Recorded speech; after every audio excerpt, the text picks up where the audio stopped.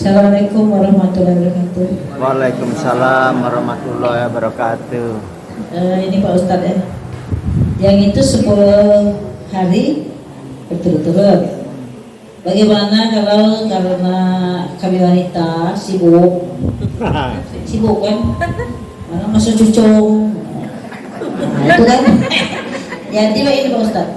Kami itu sebelum maghrib datang. Sampai Isya, udah Isya balik. Nah, apakah itu masih disebut iktikaf? Nah, udah itu mau Ustaz lagi atau dari maghrib ke Isya, dari maghrib ke Isya balik. sebelum maghrib datang, maghrib kan langsung Isya, langsung apa itu namanya? Tarawih kan? Nah, langsung witir tuh. Nah, langsung balik. Nah, apakah itu disebut iktikaf atau bukan?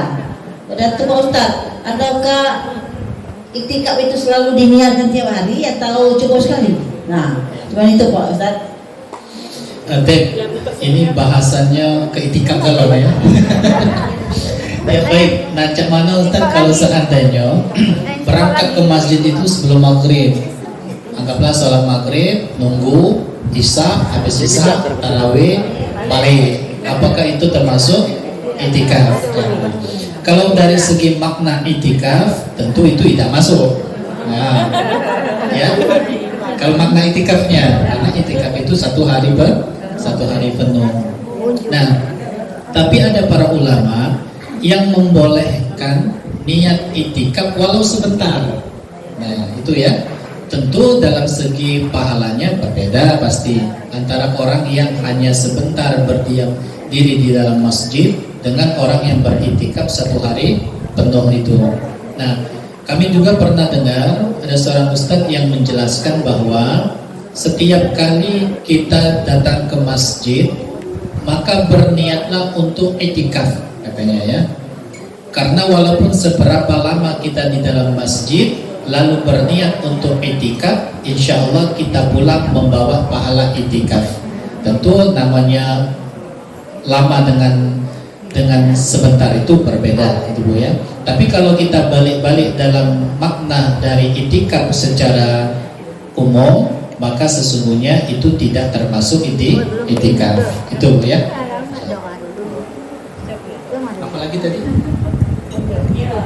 Oh, tadi, tadi sudah dijawab bahwa setiap kali kita ke masjid itu juga dibarengi dengan niat untuk itikaf. Nah, apalagi tadi Ibu dari maghrib sampai ke dengan Isya, berarti kan nunggu itu.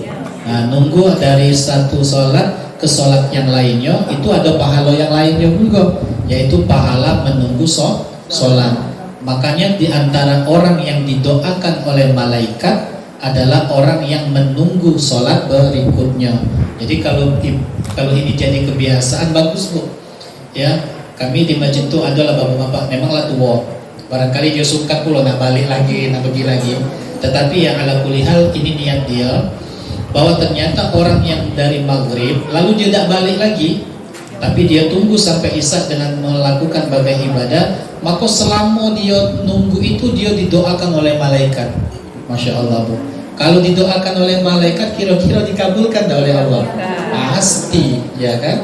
Nah, kebaikannya banyak, didoakan ampunan, didoakan kebaikan, seperti itulah. Maka kalau ini jadi kebiasaan untuk ibu-ibu bagus selama ada izin dari suami. Allah a'lam. Itu Bu ya. Ayo silakan. Mana yang mau kasih satu ya? Mik itu. Halo. Yani baca WA aku yang. Baca WA.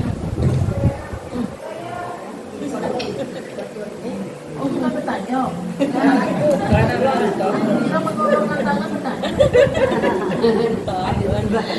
Ada yang bertanya Bu? Oh sana, sebelah sana.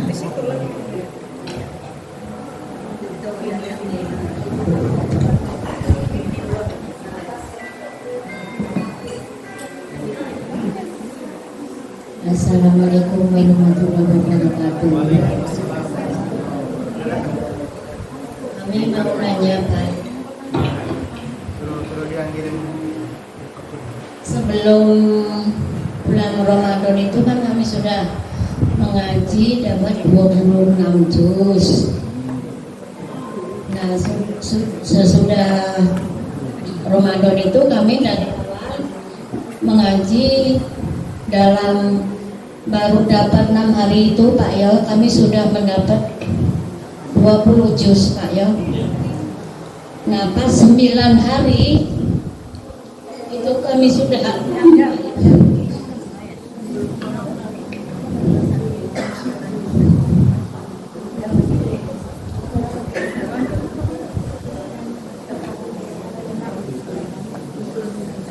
jangan sama Pak ya, yang sudah diterima amal ibadahnya.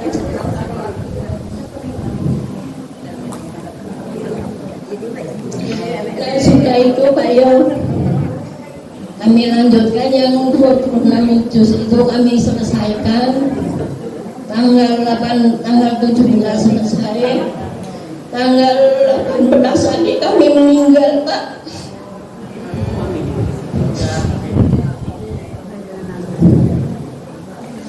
Apa itukah yang dinamakan sudah diterima amalnya sama Allah? Terima kasih. Yang ngaji siapa? Ibu? Ya, aku saya ngaji saya. Yang ngaji ibu. Yang meninggal? Adik kami. Adiknya ngaji enggak? Aku yang di non Islam, adik kami. Termasuk. Ya, ini start pertanyaannya. Makanya saya mohon maaf saya perjelas karena ibadah itu kan kembali ke diri kita ya. Nah itu. Silakan Ustaz. Ya, Teh. Jadi adik itu non muslim gitu loh. Masya Allah. Ya baik, kalau untuk masalah ibadah itu dalil yang umum yang kita sudah kenal itu surat Az-Zalzalah ya, ayat 7 ayat 8. Faman ya'mal mithqala dzarratin khairan yarah. Maka barang siapa yang melakukan kebaikan walaupun kebaikan itu kecil, maka niscaya dia akan mendapatkan balasan atas kebaikannya. Nah, konsep ini di dalam Islam hanya diperuntukkan oleh orang-orang yang beragama Islam, dan dia tidak akan bermanfaat sedikit pun terhadap orang-orang yang non-muslim. Jadi dalam kasus ini Bu, berdasarkan dalil Al-Quran dan hadis, maka kami sampaikan bahwa pahala bacaan ibu sedikit pun tidak akan diberikan Allah kepada adik ibu yang telah meninggal dan meninggalnya dalam kondisi non-muslim, karena itu sudah pilihan hidup dia tidak beriman kepada Allah ya. Bahkan termasuk dalam Islam, di antara keimanan yang harus kita pegang, bahwa orang non-muslim itu walaupun selama hidupnya dia pernah berbuat baik, bahkan barangkali kebaikannya itu melampaui kebaikan kita, maka sedikit pun kebaikan itu tidak diterima oleh Allah. Itu untuk non-muslim. Nah, dalam hal ini kita selaku orang Islam, apabila ada keluarga kita yang non-muslim dan dia meninggal dalam kondisi belum masuk Islam, maka jangan sekali-kali berdoa meminta ampunan kepadanya. Itu tidak boleh Bu. Bagi ibu misalnya Allahumma gfir lahu, misalnya boleh itu Bu. Ya, jadi biarkanlah, karena memang itu pilihan hidupnya dan tidak ada upaya yang bisa kita lakukan, karena memang seperti itulah apa adanya. Dan ibu fokus saja pada amalan ibu yang sudah terbiasa baca Al-Quran, maka bacalah baca Al-Quran ya, karena itu pahalanya kembali lagi kepada ibu. Apabila ibu tetap konsisten sampai dengan sekarang, maka itulah tadi yang saya sampaikan, di antara tanda-tanda diterimanya amal bacaan Al-Quran ibu. Itu Bu ya. Oke, bersabar, karena kalau meninggal kan tak bisa didoakan lagi.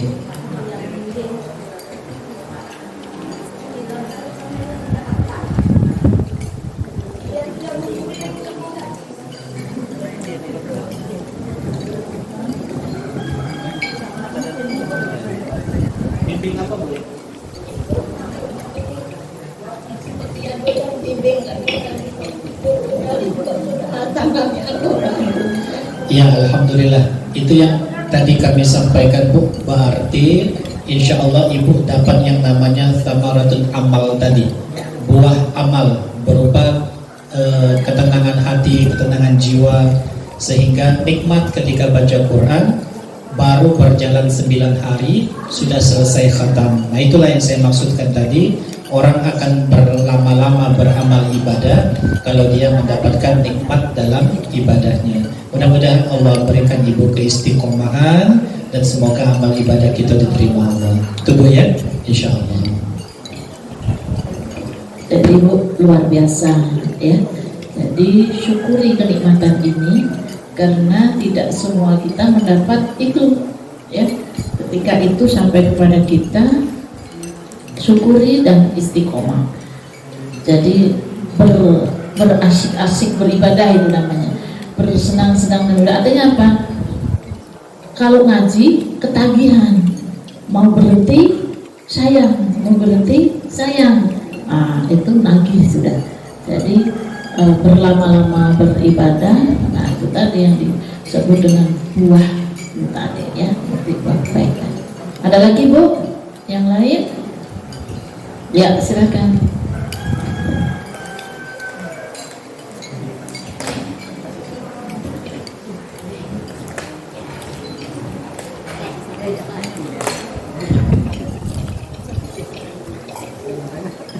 Assalamualaikum warahmatullahi wabarakatuh. Begini Ustadz, kan masih tradisi gitu ya di tempat kami ya. Kalau ada yang meninggal itu membaca surat Yasin berjamaah bersama-sama kan. Itu kita berarti mendoakan orang yang meninggal di rumah ahli duka. Ketika kita membaca Yasin di rumah ahli duka itu kita mengiringi doa untuk kedua orang tua kita, boleh tidak itu Ustaz? Wassalamualaikum warahmatullahi wabarakatuh.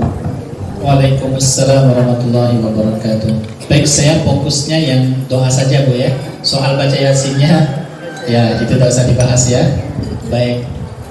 Jadi untuk yang kata Ibu tadi, ketika kita bertakziah di rumah duka, lalu di antara tradisinya kita baca Yasin, lalu di dalamnya kita pun mendoakan kedua orang tua, maka itu adalah sesuatu yang sangat dianjurkan. Karena kita datang ke rumah duka itu tidak hanya mendoakan ahli rumah yang sudah meninggal, tetapi kita juga harus jangan lupa mendoakan diri kita dan kedua orang tua kita. Terlepas dua orang tua kita masih hidup, lebih-lebih lagi kalau mereka sudah meninggal dunia. Jadi jangan datang ke doa ke mereka baik, jangan. Tetap kita harus mengiringi dengan doa untuk orang tua. Nah, Bapak Ibu sambil makan, terutama Ibu, soal doa orang tua. Jadi Bu, doa kita yang berbunyi Rabbil firli wali walidayya warhamhuma kama rabbayani shaghira. Ternyata doa ini baru saya dapatkan penjelasannya. Doa ini bukan hanya ketika orang tua masih hidup, tetapi ketika orang tua telah meninggal dunia, maka doa ini pun akan memberikan manfaat kepada orang tua kita yang telah meninggal dunia. Bahkan ya, misalnya bagaimana mungkin doa ini bisa bermanfaat untuk orang tua yang dari kecil dia menelantarkan anaknya. Mohon maaf nih, ibunya melahirkan, tapi mungkin rasa benci dan lain sebagainya, kemudian anaknya ditelantarkan. Tidak pernah merasa anaknya mendapatkan kasih sayang dari ibunya. Tapi ketika dia berdoa, Rabbil firli wali walidayya warhamhuma kama rabbayani shaghira, maka kata ulama itu doa itu nyampe ke emaknya tadi. Walau emaknya tadi tidak pernah ngasih kasih sayang sedikit pun. Ini luar biasanya doa ini. Nah, untuk orang tua kita yang meninggal dunia, Bapak Ibu, saya dapatkan satu riwayat bahwa di zaman Nabi pernah kejadian ada satu kuburan terbelah. Maka Nabi melihat di dalamnya ternyata ada seorang yang sedang disiksa oleh malaikat, dicambuki gedabuk. Lantas pada saat cambukan berikutnya, malaikat ini berhenti. Ibarat kalau TV di pause. Misalnya saja. Orang yang disiksa ini kemudian nanya, kalau pakai bahasa kita, "Woi, malaikat, ngapa orang nih kan? Apa ngapa dak jadi nyambuk aku nih?" Maka kata malaikat, "Bagaimana mungkin aku mencambukmu? Padahal sekarang anakmu sedang meminta ampunan untuk dirimu." Masya Allah. Jadi ketika anaknya di dunia berdoa, "Rabbighfirli, ampunilah dosaku ya. Wali walidayya, dosa kedua orang tuaku, warhamhuma kama, kasihanilah mereka berdua ya Allah, rabbayani shaghira, seperti mereka mengasihiku ketika masih kecil." Ternyata doa itu, Bu, bisa menghentikan cambukan malaikat yang sedang mencambuk orang tua, ya. Ini sangat luar biasanya, Bu. Maka bagi kita yang orang tuanya sudah meninggal, entah itu ayah, ibu atau kedua-duanya, setiap kali berdoa, doa apa saja, maka jangan pernah lepas mendoakan kedua orang tua. Walau barangkali doa ini singkat, doa ini ringkas, tapi manfaatnya sangat luar biasa. Jadi kembali ke pertanyaan, boleh Bu ya, bahkan saya bilang harus seperti itu. Allahu a'lam bishawab. Masih ada yang pertanyaan? Ada lagi, Bu? Habis? Masih ada sebelah mana? Ya, tadi anak yang soleh ya, yang sampai. Bagaimana kalau doa anak ini kita ngangkat anak bukan dari rahim kita, jadi anak angkat lah. Kalau dia beri wali daya warhamuhuma kama rabbayani shaghira, berarti sampai dengan orang tuanya. Bagaimana dia mendoakan orang tua yang mendidiknya dari kecil? Ya baik, nah ini lain cerita ya, istilahnya doa anak angkat. Nah, cuman kalau dalam hadis itu kan wawalidin sholihin yad'ulah, doa anak yang soleh ketika mendoakan orang tuanya. Dan jelas di situ adalah anak kandung, ya, anak yang soleh. Lantas cak mano kalau gitu ini ngangkat anak, karena memang tidak punya anak misalnya ya, ngangkat anak lah. Nah sebelum saya jawab, saya mau terangkan dulu soal anak angkat, karena di masyarakat kita ini kayaknya agak-agak ya, agak-agaknya di mana Ustaz? Karena ngangkat anak angkat seperti layaknya anak kandung. Kalau soal kasih sayang boleh, karena ada masalah dalam hal itu. Tapi menjadikan anak itu dibinkan, nah itu jadi masalah. Ya, misalnya saya pernah dapatin dia ngangkat anak, lalu di kakaknya itu dibuatlah yang bapak yang ngangkatnya itu, sehingga setiap kali kalau disebutkan misalnya Mat Betok bin Ahmad misalnya kan, padahal si Ahmad ini bukan bapak aslinya, ada yang lainnya. Maka dalam hal ini dalam Islam tidak boleh, anak angkat tetap anak angkat. Dan yang kedua, anak angkat tidak pernah dapat harta waris. Ingat ya, empuk bapak angkatnya ninggalkan duit 1 triliun, 1 rupiah pun dia tidak dapat. Tapi boleh dapat jalur lain, boleh. Jalurnya apa? Wasiat. Tapi wasiat orang tua tidak boleh lebih dari 1/3 harta. Kalau misalnya 1 triliun, tidak boleh 1/2 triliun. Maka wasiatnya batal. Itu Bu ya, untuk yang pertama. Nah bagaimana dengan doa? Kalau soal doa, siapapun orang muslim, laki-laki maupun perempuan, kemudian dia berdoa meminta ampun atas seseorang yang telah meninggal dunia, maka insya Allah sampai. Ya, insya Allah sampai. Maka itulah ada doa yang dalam Al-Quran, yang Rabbana ighfir lana wa li ikhwanina alladhina sabaquna bil iman wa la taj'al fi qulubina ghillan lil ladzina amanu Rabbana innaka raufur rahim. Itu kan minta ampunan untuk orang-orang muslim. Berarti ketika orang kita saja berdoa dengan doa ini, maka seluruh orang muslim yang sudah meninggal dunia dapat kepercikan dari doa ini. Jadi tetap boleh anak angkat mendoakan dan insya Allah sampai ya, itu Bu ya, insya Allah. Ada lagi Bu? Berarti doa anak angkat tadi, kalau nak doa ke bapak angkatnya, jangan pakai yang Allah wali daya tadi ya. Tetap dia boleh pakai yang doa tadi, tapi dia doa itu tertuju untuk orang tua kandungnya. Tua kandungnya yang itu untuk orang tua kandungnya, artinya tidak sampai ke orang tua angkatnya. Oh ya, itu Bu ya. Jadi ini bedanya anak kandung dengan anak angkat. Ya, jangan berkecil hati, yang Allah kasih cobaan tidak dididik turunan Bu ya. Terus buat baik, insya Allah ada jalan kita. Ada lagi Bu? Habis? Terima kasih Ustadz atas tausiah, atas ilmu hari ini. Kita berdoa Ustadz sehat terus sehingga bisa ngajari kita terus Bu ya.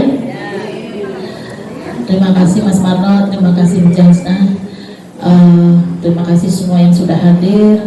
Kami keluarga mohon maaf lahir batin. Sampai ketemu lagi insya Allah nanti tanggal 25 bulan depan, 2 Juni. Semoga kita sehat semua. Ajaki kawan-kawan yang masih belum ikut ke sini supaya kita sama-sama belajar. Terima kasih. Bulan depan. Nasrul minallahi wa fathun qarib wa basyiril mu'minin. Assalamualaikum warahmatullahi wabarakatuh. Waalaikumsalam warahmatullahi wabarakatuh. Kita bagi dompet.